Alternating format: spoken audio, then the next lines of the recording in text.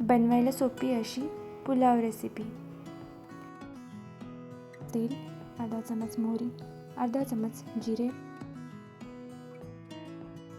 कढीपत्ता, लसूण, कांदा आणि टोमॅटो हे सगळे मिक्स करून घ्यायचे, व्यवस्थित परतवून त्याच्यात वाटाणे टाकायचे आणि ते व्यवस्थित हलवून त्याच्यात मीठ, धनेपूड,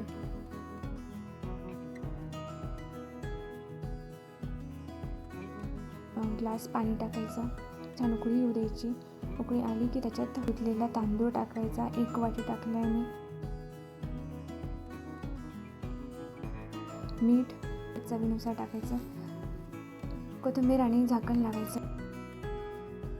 2 शिट्ट्या कुकर थंड झाला चेक करून बघायचा, हवा पूर्ण निघालेली आहे। पुलाव छान तयार झाला आहे। ही एक सोपी रेसिपी होती, तुम्ही पण ट्राय करून बघा।